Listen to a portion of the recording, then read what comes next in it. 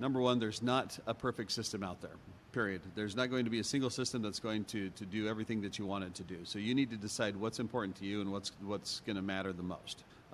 Number two, the system won't fix your problems. There's process and there's systems, and you have to separate the two. If you try and get a system and make it customized to your process, and your processes are awful, like if you automate a bad process, it's still a bad process, and chances are good it's going to be worse. And so if you take your processes and you align it with the system, that's going to be one of the biggest steps that you can take to improve the entire model. But systems are not processes. Processes are not systems. You need to separate those two and improve your processes. But that's the big deal. Welcome to We're Only Human, a podcast focused on blending research and practical advice to help today's HR, talent, and learning leaders improve business outcomes. Let's welcome your host, Ben Eubanks.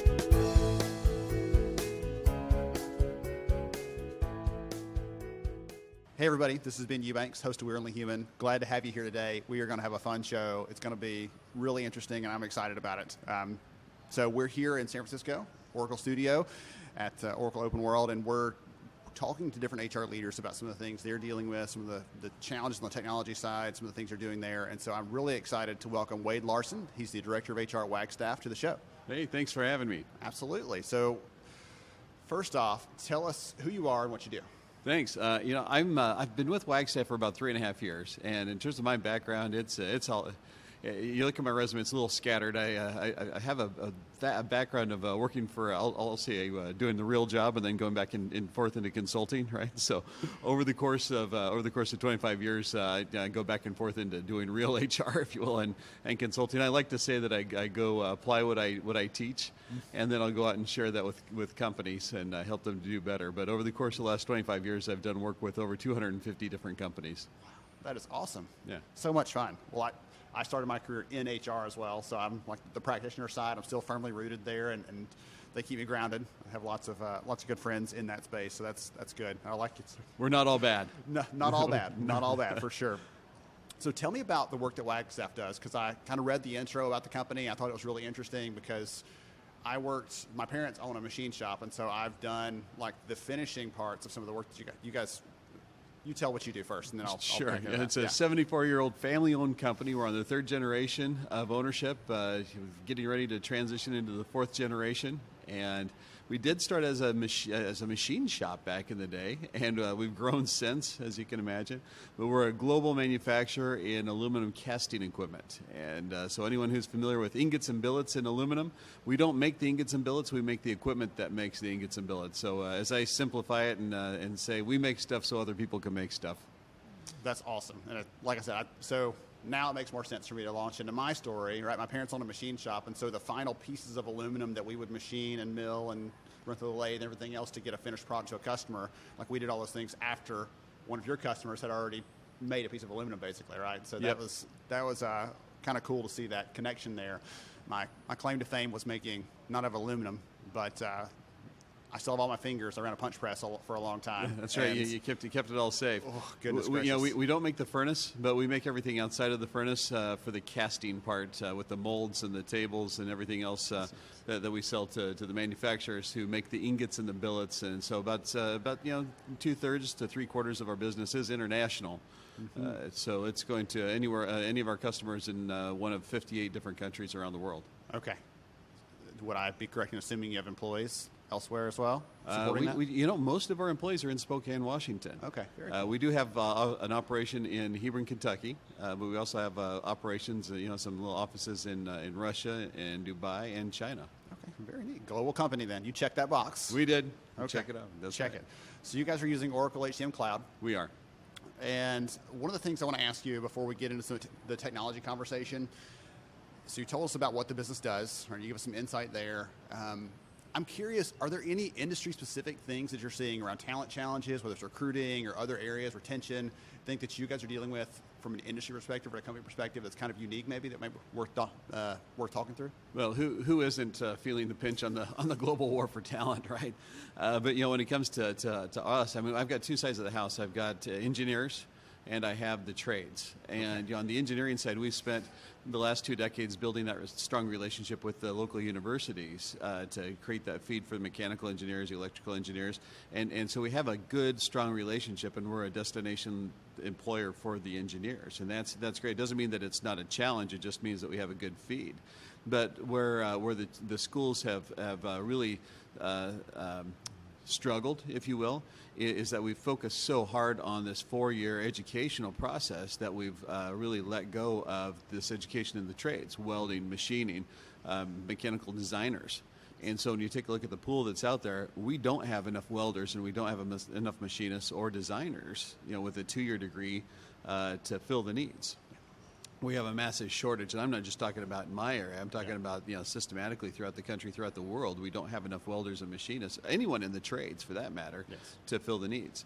And so in terms of the trades, I see just this last year, for example, we needed 30 welders to hire 30 welders in a short period of time, and I could single-handedly created a war for talent in my own local area. Got a target on your back over there. I did. I had to make the piece after the fact, but it was it's not a unique challenge to me. But that means that from our perspective, we also have to develop these new strategies and relationships, working with K-12, working with community colleges, working with the universities. It's a multifaceted approach. Yeah, absolutely. Well, I'm always encouraged when I hear employers that have gone out of their way to make that connection with a university or with a college or even with a technical school, right? Trying to find a new pipeline for talent, because a lot of companies wait till they're out and then go try to fish in the pond after someone else, if they're smart, has already gone through and picked the best and brightest, and they're left with whatever's left. And so that pond is empty. Yes. We need to put more fish in that pond, and at the K-12 level, we've cut the budgets. We've gotten rid of the shop classes. We've gotten rid of the welding classes. We get rid of those, and just now we say, well, we'll create this new special high school, and but they'll create that special high school and they'll say, look, we have to, you're going to have to go away from your friends to go to this special high school, and we create a stigma on it that, this is for special kids. Yes, that was the word I was going to use. Stigma is the word I was going to use, because you get seen as, they can't get a real job, right? So they're going to go over there and get this alternative track, when instead some of those welders are probably making a lot more than people are coming out of college in those first couple of years. And that's that dirty little secret, is that they're going to come out in 2 years making, in small rural areas, $45,000 a year debt-free practically. Yes. And where the 4-year college student is going to come out with $60,000 or more in debt, making $35,000 a year if they're lucky. Right, their first job's always tough. I mean, that's the thing. But the bad advice they're getting through high school from the career counselors and from the teachers is you got to go get your 4-year degree. And parents have heard that for their whole lives, and so they're telling their kids, no, you don't want to go to technical school or the 2-year college. You got to go get your 4-year degree.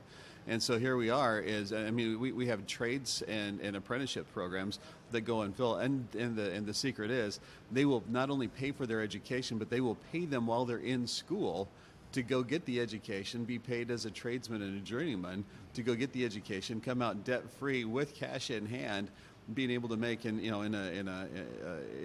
a non-rural area, in an urban area, these guys can walk out of school making $50 an hour. Yes. And I'm not joking. No. $50 an hour before overtime, debt free, with this 2-year degree. Yeah.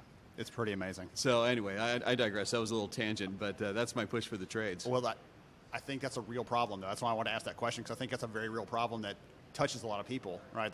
I've seen my parents struggle with that, and they own a small machine shop. They struggle with finding these people. They find lots of people that say they can do it, then they ultimately can't, right? Or they want to push a button on a machine and hope that it does all the work for them. They don't know how to do the manual piece of it. So we think these are dirty jobs, or that they're for these dumb kids. Well, these dumb kids are more the machinists are more computer programmers than anything. These folks have to do math in their heads that go out to 6 decimal points, and we expect them to do spatial calculations in their head, and that's the kind of math that they're doing for these these folks that have this stigma.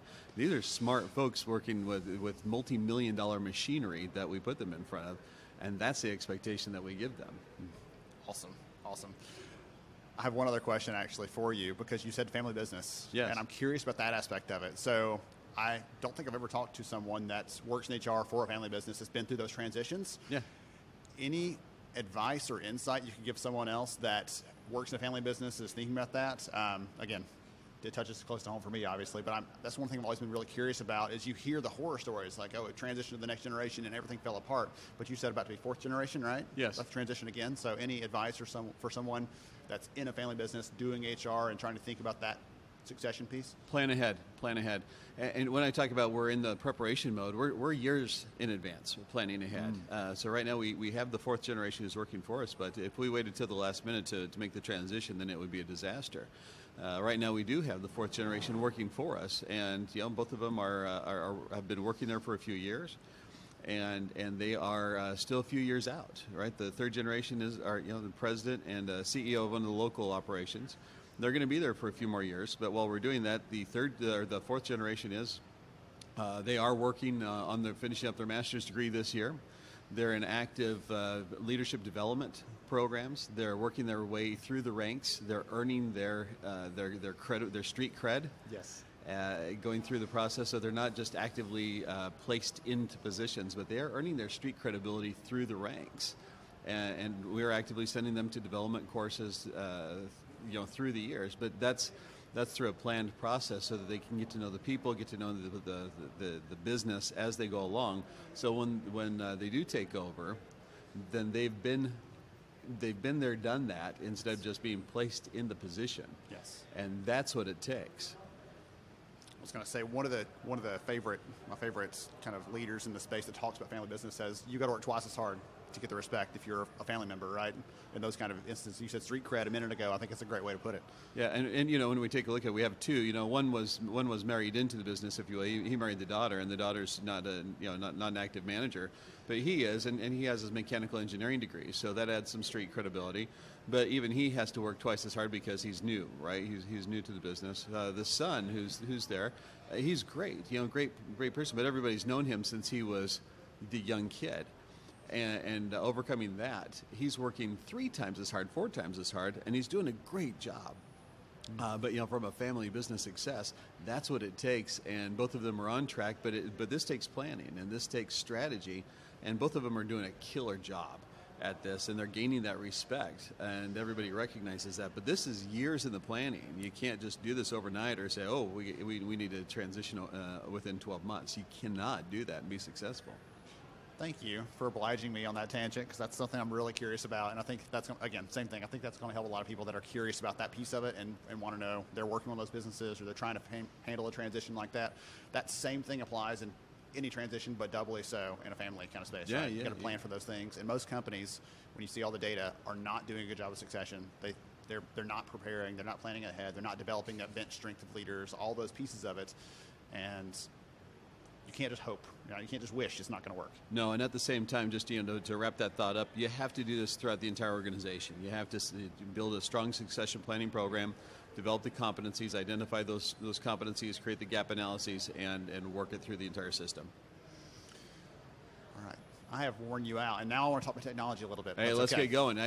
We're keeping you up. Let's go. Right, let's do it. Okay, so there were 2 different pieces of the puzzle I want to talk about on the technology side. So the first one is business case. I talked to a lot of HR leaders, a lot of business leaders, and they're like, hey, I think we need a piece of technology or we need to change what we're using, but I'm not sure how to approach the leadership team with that business case and how to build that, what sort of data I need, those kind of things. I'm curious about how that looked at Wagstaff. There are 2 pieces of data that any HR leader has just got to use when they're building a business case for new technology. One is the cost of time, and one is just the cost of cost. In terms of the cost of time, anytime that there's a process that's involved that involves not just HR but managers, we need to calculate what that cost is. Anytime that a manager creates a new process, fills out a new form, provides a new requisition, anytime that there's an approval process, that's going to take a new minute, 2 minutes, 5 minutes. When you have a multiplier effect that involves more than one manager, we need to calculate that out. How many times does that manager have to touch that form, process that form for every new employee? How many new employees do you process a year? Have that multiplier effect, and then you need to multiply that by the average cost, hourly cost per year. And we can't forget the percentage cost on top of that, right? It's not just the hourly cost of the wage, but the benefits cost. You start running the multiplier effect for what the average cost per minute is on process, it gets really spendy really fast. And so anything that we can do to streamline those minutes, and you understand the multiplier effect, time is money. And so when we start talking about processes, right, processes and systems are two separate things. When we can separate those and understand what it takes to streamline processes and identify what systems can help us to streamline the processes, we start talking about the reduction of cost. That's your key justification. Now, when I say the reduction of, cost is cost, well, how many systems do we have? In HR, most of us have, ATS is over here, onboarding is over there, performance is over here, LMS, if you have one, is over there. Hey, let's do everything live. Well, you're going to do live training how many times? 20, 30, 50 times to deliver the same training when you could just do it once, capture it, and run it through the LMS. What's the cost of a person's time? I can have a single person giving the same training 50 times a year. What's the cost of that versus if I just package it up once and run it through an LMS and have that person watch it? You start calculating these nuggets of time. Now, what if I could put that under the single umbrella, such as whether it's Oracle, whatever your system is? What's the cost of that? You start calculating personnel time versus the system time. Like, this is how I got this system in the first place. I had a training manager who was retiring. And I start identifying, well, what's the cost of that training manager? Just as his salary and benefits cost, right? Take that total cost, I say, here's what I'm working with as a base. That's a chunk of money. When I use that to say, hey, look, I'm going to use this to go shopping, right? Then all of a sudden I have a chunk of money to work with. When you start understanding what the cost is, right, it's pretty easy to start making some justifications. Now, when we get into this process, and it's tangential, but it gets to the whole point. When I start making the business case and I start evaluating where can I start saving time, like my punchline, and this is not being aware of our time that we have left. Here's my punchline. By the time we get done, I separate process and systems, right? But just looking at process itself, by streamlining the systems, wrapping them all up together in a single system, and so I have a one-stop shop to go to. I stop wasting time trying to search of where everything's at. I start streamlining systems to get processes to flow in one package. I start saving steps. Instead of going to 20 steps, I go to 10 steps, or instead of 10 steps, I go to 5 steps. I start streamlining these processes. Like in a single year, I cut my admin time by 25% in HR. In a single year, I'm able to cut my entire manager's admin time by 10%. That's all managers by 10% of their admin time. By doing these process improvements. What's the value of that time? It gets pretty easy to justify cost when you start understanding those two factors. Number one, time is money, and then money is money. It's a master class right there. Yeah. That's awesome. Those are the two factors you have to work with. Big picture. Awesome. Okay, that's exactly what I was looking for right there, by the way. One more question, and then we'll wrap it up. That's okay with you? Yeah, that's fine. I figured we were getting close, so I wanted to get to the punchline pretty quick. I'm wearing you out with questions. And by the way, if you need to reach out to me, wadelarson.com, you can. I'm pretty easy to find. Okay, awesome.